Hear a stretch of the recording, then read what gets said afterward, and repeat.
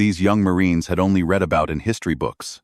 The formal ceremony began with the arrival of the commanding officer, Colonel Patricia Hayes, whose presence immediately transformed the casual pre-ceremony atmosphere into something much more official and serious. "Ladies and gentlemen," came the announcement over the public address system. "Please rise for the arrival of the reviewing party." Bill stood with the hundreds of other family members, his posture unconsciously straightening into something that approached military bearing despite his civilian clothes. Martinez noticed the change but attributed it to the natural respect that most Americans showed during formal military ceremonies. The graduation proceeded with the precision that Marine Corps ceremonies were famous for. Rifle volleys cracked across the parade ground with sharp authority. The Marine Corps band played with flawless timing. 3 platoons of newly graduated Marines moved with the kind of synchronized precision that represented the culmination of 13 weeks of intensive training. But as the ceremony progressed, Bill found his attention drawn not just to his grandson, but to the entire spectacle of military tradition that surrounded him. The sounds, the sights, the rituals, all of it triggered memories that he had spent decades trying to keep buried beneath the comfortable routine of civilian retirement. That's when Colonel Hayes began her address to the graduating Marines and their families. "Today," she said, her voice carrying clearly across the parade ground, "these young Americans join a brotherhood that has served with distinction in every major conflict in our nation's history. From the halls of Montezuma to the shores of Tripoli, from the beaches of Iwo Jima to the mountains of Afghanistan, Marines have answered their country's call with courage, honor, and commitment." The words hit Bill harder than he had expected. He found himself remembering other ceremonies, other speeches, other young Marines who had stood at attention while senior officers spoke about duty and sacrifice and the traditions that connected one generation of warriors to the next. The Marine Corps motto, "Semper Fidelis, always faithful," isn't just a phrase, Colonel Hayes continued. It's a commitment that these new Marines make to their country, to each other, and to every Marine who came before them. Bill's hand moved unconsciously to his left forearm, where a faded tattoo lay hidden beneath the sleeve of his polo shirt. The gesture was automatic, almost reflexive, the kind of movement that happens when memories become too vivid to ignore. Staff Sergeant Santos noticed the movement and found herself studying the elderly grandfather with new curiosity. Something about his bearing, his attention to the ceremony, his obvious familiarity with military protocol, suggested that Bill Sullivan might be more than just a proud civilian family member. The ceremony concluded with the traditional moment when families were invited to meet their newly graduated Marines.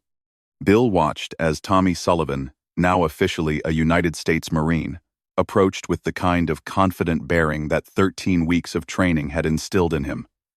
"Grandpa," Tommy called out, his face breaking into the kind of smile that reminded Bill of the little boy who used to visit on weekends and help with yard work. "Hello, Marine," Bill replied, his voice thick with emotion, as he embraced his grandson. Tommy was practically vibrating with excitement and pride. "Grandpa, can you believe it? I'm actually a Marine. 13 weeks ago, I was just a college kid. And now you're a United States Marine," Bill finished, his weathered hands gripping Tommy's shoulders with obvious pride. "Your parents would be so proud." The reference to Tommy's parents, Bill's son and daughter-in-law, who had died in a car accident 3 years earlier, brought a moment of sobering emotion to their reunion. "I wish they could have seen this," Tommy said quietly. "They're seeing it, son, and they know you've become something special." As grandfather and grandson talked, Staff Sergeant Santos approached with several other Marines who wanted to meet the families of their fellow graduates. "Mr. Sullivan," Santos said, "I hope you're proud of what Tommy has accomplished. Marine Corps Boot Camp is one of the most challenging military training programs in the world." "I am very proud," Bill replied. "He's always been a determined kid." "Sir," asked Lance Corporal Rodriguez, "what do you think of your first Marine Corps ceremony?" Bill looked around at the Marines in their dress blue uniforms, at the families celebrating their loved ones' achievements, at the traditions that connected this moment to centuries of military service. "Impressive," he said simply. "Very impressive." That's when Colonel Hayes approached their group. As the commanding officer, she made a point of meeting family members and thanking them for their support of their newly graduated Marines. "Mr. Sullivan," Colonel Hayes said formally, "congratulations on your grandson's achievement. Tommy spoke about you often during training, said you were the one who encouraged him to consider military service." Bill looked surprised. Tommy grinned. "Grandpa, you were always telling stories about discipline, teamwork, taking care of the people beside you. You might not have said join the Marines directly, but you definitely planted the seed." Colonel Hayes was studying Bill with the kind of professional assessment that senior officers developed after decades of evaluating people. Something about this elderly civilian was triggering her military instincts, but she couldn't quite identify what it was. "Mr. Sullivan, have you ever served in the military?" The question hung in the air for a moment, and Santos noticed that Bill seemed to be calculating his response rather than simply answering. "I served, yes, ma'am. Long time ago." "What branch?" Another pause, longer this time. The admission transformed the dynamic completely. Colonel Hayes straightened slightly, her expression shifting from polite interest to professional respect. "When did you serve, sir?" 1968 to 1990. 22 years active duty." Tommy was staring at his grandfather with obvious amazement. "Grandpa, you were a Marine? You never told me that." "You never asked," Bill replied gently. "Besides, that was a different lifetime. Today is about you, not me." But Colonel Hayes wasn't going to let the subject drop. A Marine who had served 22 years, especially one whose service had begun in 1968, represented exactly the kind of experience and tradition that she respected most deeply. "Sir, what was your MOS?" Bill hesitated again, and Colonel Hayes could see him struggling with how much to reveal about a military career that he obviously preferred to keep private. "Infantry, ma'am. 0311. "Vietnam?" "2 tours." The conversation was drawing the attention of other Marines who had overheard enough to realize they were talking to a combat veteran from one of the most significant conflicts in American military history. "Sir," Santos asked respectfully, "what unit were you with?" Bill looked around at the growing circle of Marines, at his grandson who was hearing this information for the first time, at the ceremony that had triggered memories he had spent decades trying to keep buried. "Different units over the years," he said diplomatically. 3rd Battalion, 3rd Marines for most of my time in Vietnam." Colonel Hayes felt a flicker of recognition. 3/3 Marines had a distinguished combat record in Vietnam, including participation in some of the most significant battles of the war. "Sir, were you there for any of the major operations? Hugh City? Operation Dewey Canyon?" The questions were clearly making Bill uncomfortable, but he was also recognizing that his attempt to maintain anonymity was becoming impossible. "Some of them? Yes, ma'am." That's when Staff Sergeant Santos noticed something that made her look more closely at the elderly veteran who had been trying to blend in with the civilian family members. When Bill had reached up to adjust his shirt collar during their conversation, his sleeve had shifted slightly, revealing the edge of what appeared to be a military tattoo on his left forearm. "Sir," Santos said carefully. Bill looked down at his arm and realized that his attempt to keep his military background private was about to become impossible. "It is," he admitted. "Could we see it?" Colonel Hayes asked, her voice carrying the kind of authority that made the request more of a polite order than a casual inquiry. Bill looked around at the Marines who were now watching him with obvious curiosity, at his grandson, who was clearly confused by this unexpected revelation about his grandfather's past. Slowly, Bill rolled up his left sleeve. The tattoo that was revealed made Colonel Hayes freeze in place. It wasn't just the Marine Corps eagle, globe, and anchor that identified Bill as a fellow Marine.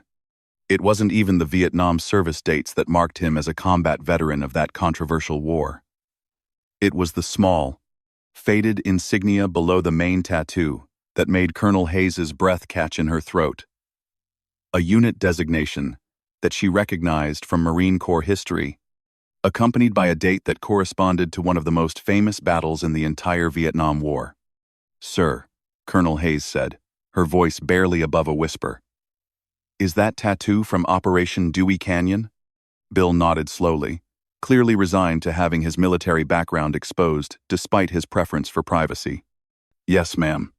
"February 1969? "Yes, ma'am." Colonel Hayes was staring at the tattoo with the kind of awe that suggested she was looking at something historically significant. "Staff Sergeant Santos," she said, without taking her eyes off Bill's arm. "Do you recognize the significance of that date and unit designation?" Santos looked more closely at the faded ink, trying to place the historical reference that was clearly so meaningful to her commanding officer. "Ma'am, I'm not familiar with the specific operation. Operation Dewey Canyon was one of the most successful Marine operations of the entire Vietnam War," Colonel Hayes explained, her voice carrying the kind of reverence that Marines reserved for legendary battles. 3rd Battalion, 3rd, Marines spearheaded an operation that resulted in the capture of massive enemy supplies, the destruction of multiple North Vietnamese strongholds, and the prevention of a major enemy offensive.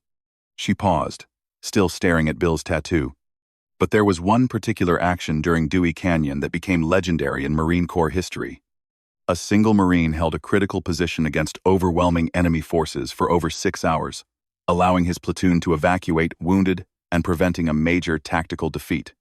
Bill was looking increasingly uncomfortable with the direction the conversation was taking. "Ma'am, there were a lot of Marines who did extraordinary things during that operation." "Sir," Colonel Hayes said, her voice now carrying unmistakable recognition. "What was your rank during Operation Dewey Canyon?" "Corporal, ma'am." "And your name was William Sullivan?" "Yes, ma'am." Colonel Hayes took a step back, her expression showing something approaching shock. "Staff Sergeant Santos. We're looking at Iron Bill Sullivan." The name hit Santos like lightning. Every Marine knew the story of Iron Bill Sullivan, a corporal who had single-handedly held Hill 861 against a reinforced North Vietnamese company for over 6 hours during Operation Dewey Canyon, allowing 47 wounded Marines to be evacuated and preventing the entire operation from collapsing. "Sir," Santos said, her voice filled with awe, "you're Iron Bill Sullivan?" "The Iron Bill Sullivan?" Tommy was staring at his grandfather with complete amazement. "Grandpa, what are they talking about?" Bill looked at his grandson with the kind of expression that suggested this was exactly the conversation he had been hoping to avoid. "Tommy, it was a long time ago. A different war, different circumstances. But what did you do?" Tommy pressed. Colonel Hayes answered before Bill could deflect the question. "Your grandfather saved 47 Marines during one of the most critical battles of the Vietnam War. When his position was overrun by enemy forces, he refused to abandon wounded Marines who couldn't be moved. For 6 hours, he held a hilltop position against overwhelming odds, using everything from rifles to hand grenades to keep enemy forces from reaching his wounded comrades." "When though?" Tommy was staring at his grandfather as if seeing him for the first time. "Grandpa, is that true?"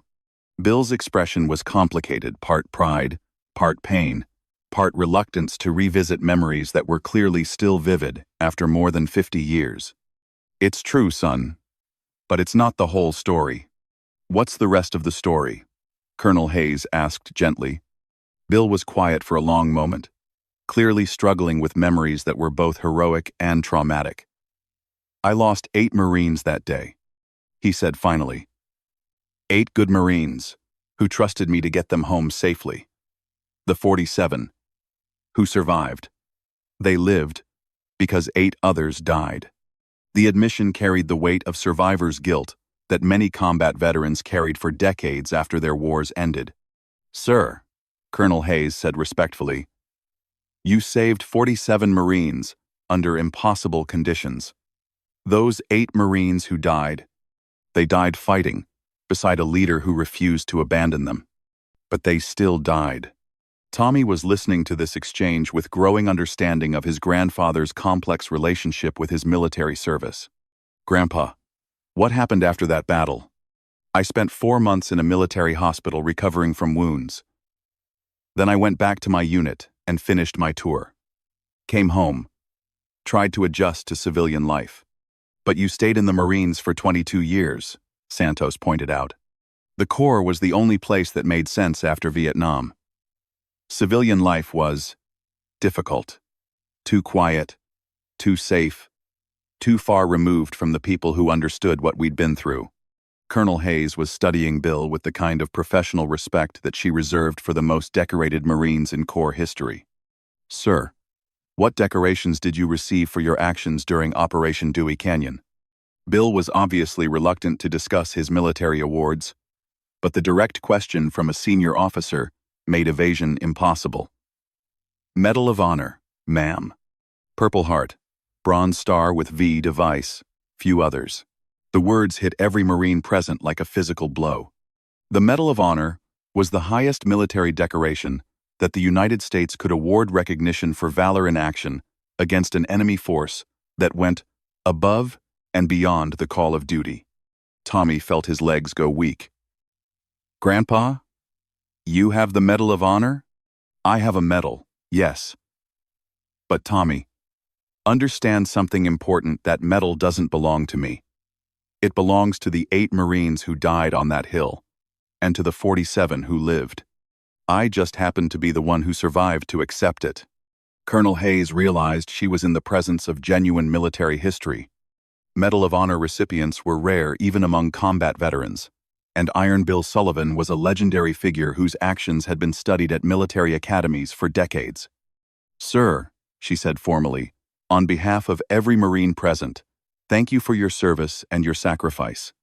Bill acknowledged the thanks with a slight nod, but his attention was focused on Tommy, who was clearly struggling to process this new information about his grandfather. Grandpa, why didn't you ever tell me about this? Bill's expression grew gentle as he looked at his grandson, the young Marine who had just learned that his quiet grandfather was one of the most decorated warriors in Marine Corps history. Because I didn't want my war to define your understanding of military service, son. I wanted you to make your own decisions. Find your own path. Become your own kind of Marine. But you're a hero, Grandpa. You saved 47 people. Tommy, every Marine who puts on the uniform is choosing to serve something bigger than themselves. That makes every Marine a hero, regardless of what they do or don't do in combat. Colonel Hayes was listening to this exchange with growing admiration for Bill's character and wisdom. Sir, would you be willing to address our new Marines? Share some perspective from your experience? Bill looked around at the young Marines who were now watching him with obvious respect and curiosity. Ma'am, I'm not sure what I could tell them that they haven't already learned during training. You could tell them what it means to carry the title Marine for a lifetime. What it means to live up to the traditions they're inheriting. Bill considered the request, looking at Tommy and the other newly graduated Marines who represented the next generation of warriors. All right, ma'am. But only if Tommy doesn't mind sharing his grandfather's spotlight. Tommy grinned. Are you kidding? I'm proud to share it with a Medal of Honor recipient. 10 minutes later, Bill Sullivan found himself standing before 3 platoons of newly graduated Marines, holding a microphone that Colonel Hayes had provided and facing an audience that included both the new Marines and their families. Marines, he began, his voice carrying the kind of authority that came from decades of military leadership. Today, you've earned the title that I've carried for over 50 years. But earning the title is just the beginning. The parade ground had gone completely quiet, with everyone present recognizing that they were hearing from living Marine Corps history. When I was your age, I thought being a Marine meant being the toughest, strongest, most dangerous warrior on the battlefield. And those things matter. But 50 years later, I can tell you that being a Marine means something more important. He paused, looking out at the young faces that reminded him of Marines he had served with in Vietnam, in peacetime assignments around the world, and in the countless training exercises that had prepared them all for the possibility of combat. Being a Marine, means accepting responsibility for the Marines beside you. It means never leaving anyone behind, never giving up, never accepting defeat when lives are depending on your courage. Bill's voice carried across the parade ground with unmistakable conviction. Some of you will serve in combat, others will serve in peacetime. Some will face enemies on foreign battlefields. Others will face challenges here at home. But all of you will face moments when you have to choose between what's easy and what's right. He looked directly at Tommy, then at the other Marines who were now understanding that they were receiving guidance from one of the most respected warriors in Corps history. When those moments come, remember that you're not just representing yourselves. You're representing every Marine who came before you, and every Marine who will come after you. You're carrying forward traditions that were paid for with blood, sacrifice, and commitment that most people can't imagine. The ceremony had transformed from a graduation into something approaching a historical moment, with Medal of Honor recipient passing wisdom to the next generation of Marines. Semper Fidelis isn't just a motto, Bill concluded. It's a promise to your country, to your fellow Marines, and to everyone who depends on your commitment to something bigger than yourself. As Bill handed the microphone back to Colonel Hayes, the parade ground erupted in applause that seemed to go on forever. Tommy was wiping tears from his eyes as he realized that his quiet grandfather, the man who had made him pancakes on Sunday mornings and taught him to change oil in cars, was one of the most heroic figures in military history. Later that evening, as grandfather and grandson sat together in Bill's hotel room, Tommy finally had the chance to ask the questions that had been building throughout the day. Grandpa, what was it really like? Vietnam, I mean. Bill was quiet for a long moment, studying the young Marine, who was both his grandson and his successor in the long tradition of military service. Terrifying and meaningful at the same time, he said finally. Every day, you had to make decisions that would determine whether people lived or died. But you also knew that you were serving with the finest people you'd ever meet. Do you regret it? Going to Vietnam? I regret that we had to go. I regret that so many good Marines didn't come home. But I don't regret serving with them. And I don't regret the Marines we saved. Tommy nodded, beginning to understand the complex relationship that combat veterans often had with their wartime experiences. Grandpa, why did you stay in the Marines for 22 years if Vietnam was so difficult? Bill smiled, remembering decisions he had made decades earlier. Because the Marines I served with in Vietnam were the best people I'd ever known. They were brave, loyal, committed to each other in ways that civilian life couldn't match. After experiencing that kind of brotherhood, everything else seemed smaller. Is that why you encouraged me to join the Marines? I didn't encourage you to join the Marines, Tommy.